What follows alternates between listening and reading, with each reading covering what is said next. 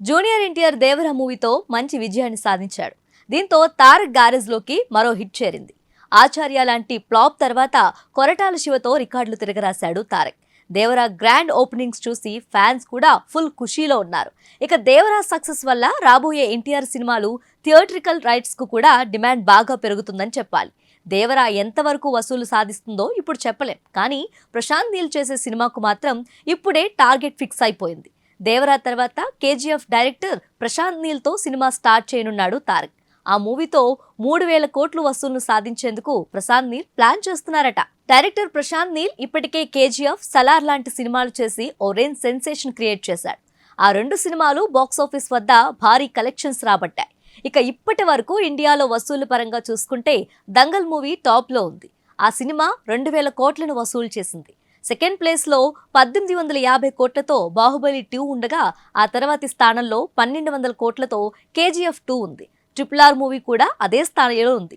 900 కోట్లతో సలార్, 750 కోట్లతో యానిమల్ సినిమాలు ఆ తర్వాతి స్థానాల్లో ఉన్నాయి. దర్శక ధీరుడు రాజమౌళి కూడా బాహుబలి 2 వసూళ్లను RRR మూవీతో రీచ్ కాలేకపోయాడు. మరి ప్రశాంత్ నీల్ ఎన్టీఆర్ తో 3,000 కోట్లు సాధించడం సాధ్యమేనా అని అందరికీ సందేహం కలుగుతుంది. ఇండస్ట్రీలో ప్రశాంత్ నీల్కున్న స్ట్రాటజీ వేరు. ఆయన ప్లాన్ చేశారంటే అది ఖచ్చితంగా అమలవుతుందని చెప్పాలి. 3,000 కోట్ల వసూలు మూవీ ఇప్పటి వరకు ఇండియా హిస్టరీలోనే రాలేదు.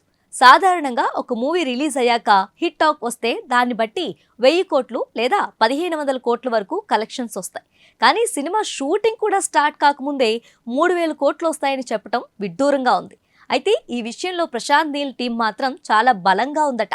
ప్రశాంత్ నీల్ కాన్ఫిడెన్స్ చూస్తుంటే బాక్స్ ఆఫీస్ ను మడతెట్టే ప్లాన్ వేసినట్లు తెలుస్తోంది. ఇక ప్రశాంత్ నీల్ మూవీకి బలమైన కంటెంట్ ఉందనే టాక్ వినిపిస్తుంది.